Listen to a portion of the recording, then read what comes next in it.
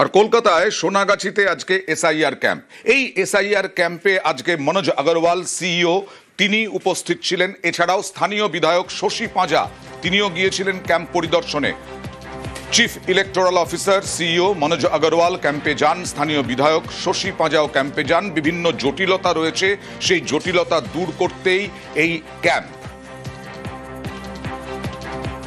কোনো প্রকৃত নাগরিক যেন বাদ না যায়, এখানেও আমরা তাই জন্য একটু ঘুরে যাচ্ছি এবং এই ক্যাম্পগুলোর মধ্যে যাতে কোনো প্রকৃত নাগরিক মহিলা এখানে যাতে বাদ না যায়, এই ক্যাম্পে তারা যাতে আসতে পারে, তাদের জন্য সেই জায়গাটাও আমাদের করে দিতে হবে। তারা এই দেশের নাগরিক এবং এখানে এই ওয়ার্ডে থাকেন, এই ওয়ার্ডের নাগরিক।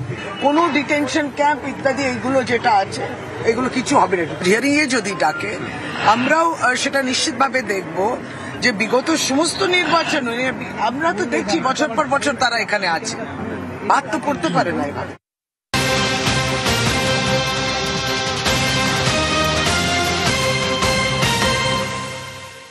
শুধুমাত্র একটা জেলাতেই ৪৪,০০০ ভোটারের কোনো হদিশ নেই। পশ্চিম মেদিনীপুর জেলা, এই পশ্চিম মেদিনীপুর জেলাতেই ৪৪,০০০ ভোটার উধাও। ২৫,০০০ ভোট। খড়গপুর শহরে অ্যাবসেন্ট ভোটারের সংখ্যা ২৫,০০০। পশ্চিম মেদিনীপুরে ৪৪,০০০। সব মিলিয়ে কথা বলবো, প্রতিনিধি শোভনের কাছে যাব। শোভন, কি বলা হচ্ছে এর পরিপ্রেক্ষিতে?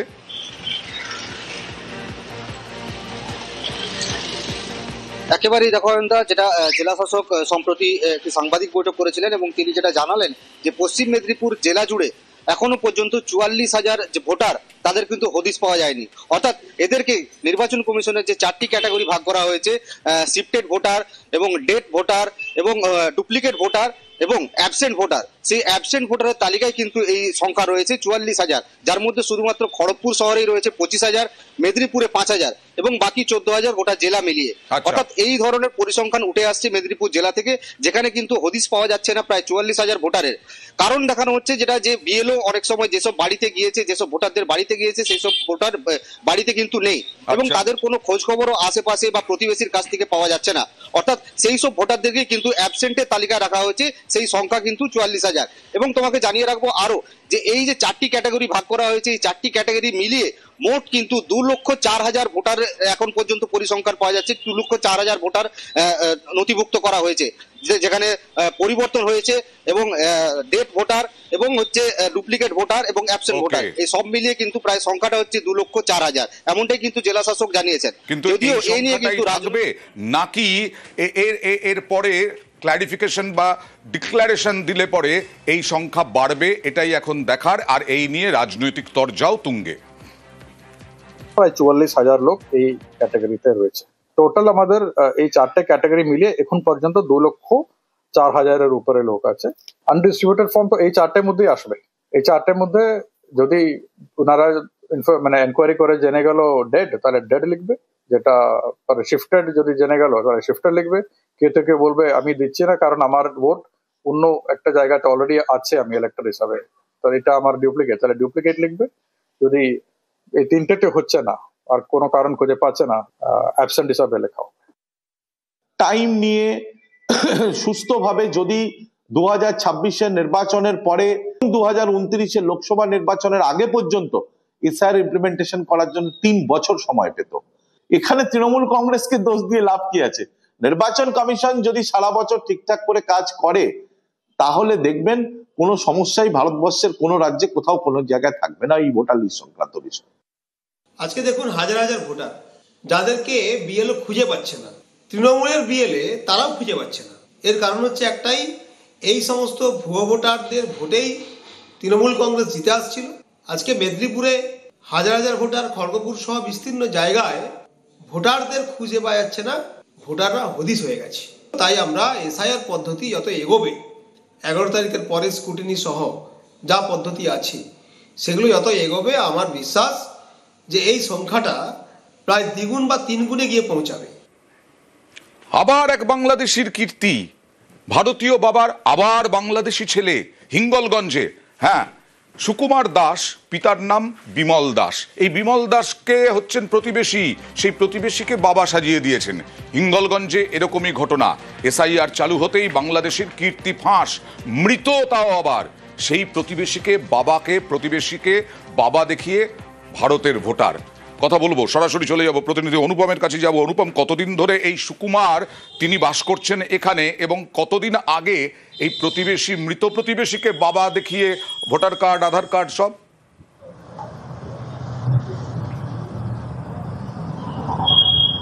দেখো এই যে সুকুমার দাস গত 8 থেকে 10 বছর আগে এই হিঙ্গলগঞ্জে এসছে বলে এলাকার মানুষের দাবি। কিন্তু তিনি যে এই বিমল দাস, মৃত বিমল দাসের ভোটার কার্ড, আধার কার্ড ব্যবহার করে তিনি যে ভোটার কার্ড, আধার কার্ড এবং ভারতীয় যত রকমের নথিপত্র বানিয়ে নিয়েছেন, সেটা কিন্তু এই বিমল দাসের পরিবার জানতো না। এবার এসআইআর শুরু হয়েছে, তাদের বাড়িতে বিমল দাসের যেসব তার 5 ছেলে 1 মেয়ে, তাদের বাড়িতে এসআইআর ফর্ম দিয়েছে এবং সেই বিএলওর কাছে থেকেই কিন্তু তার বিমল দাসের পরিবার জানতে পেরেছে যে এই সুকুমার দাস এই বিমল দাসের নাম ব্যবহার করে তার সে ভোটার লিস্টে নাম তুলেছে। এবং তারপরেই কিন্তু বিমল দাস যে ছেলের বা মেয়েরা তারা কিন্তু অভিযোগ জানিয়েছে ইলেকশন দপ্তরে যে যাতে সুকুমার অভিযোগ একবার দেখাবো। এবং এই অভিযুক্ত সুকুমার দাস নাকি এড়িয়ে গেছেন, বলতেই চাননি। না না, সুকুমার দাস কিছু না, ও আমাদের ভাই না। কিন্তু তুলে আমাদের ফ্যামিলিতেও আসবে, এটা একদম আসবে না। যে আমাদের ইনকোয়ারি আসলে আমরা বলবো যে না না, ও কেটে দেন। বাবার নাম বিমল দাস। হ্যাঁ, বিমল দাস তো আমার বাবার নাম। যে বিমল দাসকে আপনি বাবা সাজিয়েছেন, সেই বিমল দাসের ছেলেরা বলছে আপনার সঙ্গে কোনো সম্পর্ক নেই এবং আপনারা বাংলাদেশ থেকে এসেছেন। 2002 সালের লিস্টেও আপনাদের নাম নেই। নাম আছে। হ্যাঁ, 3 সালে নাম আছে। বাংলাদেশের কোথায় বাড়ি? বাংলাদেশের কোথায় বাড়ি ছিল? এই দেশেই বাড়ি।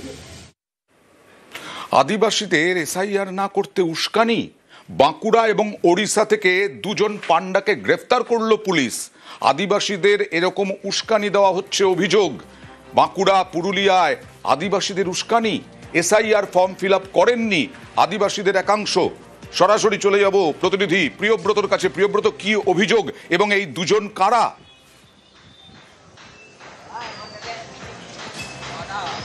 দেখো, ভবেন্দ্র মারান্ডি তিনি উড়িষ্যার ময়ূরভঞ্জ জেলার বাসিন্দা এবং অন্যদিকে তাকে জিজ্ঞাসাবাদে পাওয়া গেছে সন্তোষ মান্ডিকে, যেখানে তার বাড়ি হচ্ছে বাড়িগুলি এলাকায়। এই যে দুজন কিন্তু এই যে চক্র, যেখানে আদিবাসীদেরকে ভুল বোঝানো হচ্ছে যে এসআইআর ফর্ম তাদেরকে ফিল আপ করতে হবে না, কারণ তারা কিন্তু এই এসআইআর এর ঊর্ধ্বে তারা মাঝি সরকার, সেই অন্তর্রাষ্ট্রীয় মাঝি সরকারের তারা অন্তর্গত। সেক্ষেত্রে তাদেরকে এসআইআর ফর্ম ফিল আপ করা দরকার, তারা ভারতের নাগরিক নয়। অন্যদিকে ময়ূরভঞ্জ জেলায় যেখানে তাদেরকে বলা হচ্ছে, যেখান থেকে অ্যারেস্ট করা হয়েছে ভূপেন্দ্র মারান্ডিকে, সেখানে 3000 টাকা জমা নেওয়া হয়েছে। তাদের এসআইআর ফর্ম ফিল আপ করার দরকার নেই। অন্যদিকে তাকে ভোটার কার্ড, আধার কার্ড জমা নেওয়া হয়েছে এবং তারাও ভুল বুঝেছেন। কেননা আদিবাসী অন্যান্য সংগঠন তারা কিন্তু পথে নেমে গেছে ইতিমধ্যেই যে এসআইআর ফর্ম ফিল আপ করতে হবে। কেননা ভারতের স্বাধীনতার পর থেকে ভারতের যে সংবিধান, সেই সংবিধানের খাতিরে কিন্তু বাংলাদেশের যে আন্দোলন, সেই জল জমি জঙ্গলের অধিকার পেতে হলে তাদেরকে এসআইআর ফর্ম ফিল আপ করতে হবে। কিন্তু অন্যদিকে কিছু লোক এই এসআইআর ফর্ম না ফিল আপ করে কিছু টাকা হাতিয়ে নেওয়া বেনিয়মে একটা চক্র চলছে। এবং বাঁকুড়া থানার পুলিশ, বাঁকুড়া জেলা পুলিশ যখন এই গ্রামে যায় তখন কিন্তু বুঝতে পারে যে কোনো একটা চক্র রয়েছে। পরবর্তীকালে উড়িষ্যা পুলিশের সঙ্গে যোগাযোগ করা হয় এবং এই যে ময়ূরভঞ্জ জেলা, সেখান থেকেই গ্রেফতার করা হয়েছে ভূপেন্দ্র মারান্ডিকে এবং তাকে জিজ্ঞাসাবাদ করেই এখানেও এই নিয়েও চক্র চালু হয়ে গেছে টাকা কামাবার। প্রতারণা করে মানুষকে, আমাদের আদিবাসীদের মানে সরল সাদা আদিবাসী, তাদের মাথাটাকে ব্রেন ওয়াশ করে এটাকে ভুল বুঝিয়েছে এবং ভুল বুঝিয়ে চক্রান্ত করে আদিবাসীদের মানে ন্যায্য অধিকার থেকে যে তাড়ানোর একটা অপপ্রচেষ্টা। স্যার, যারা পূরণ এখনো করেনি তাদের কাছে আমাদের আহ্বান যে এসআইআর ফর্ম অনতি বিলম্বে পূরণ করুন এবং ভারতের সুনাগরিক যাতে হতে পারে তার জন্য আমি প্রত্যেকের কাছে আহ্বান জানাচ্ছি। সরকারের নথি যদি আমরা সিলিন্ডার করে দিই, মানে শিকার গেলে যেমন আমাদের অস্ত্র লাগে, সেই অস্ত্রটা আমরা হাতছাড়া করে নেব, তাহলে আমরা সরকারের সঙ্গে লড়াই করতেই পারবো না।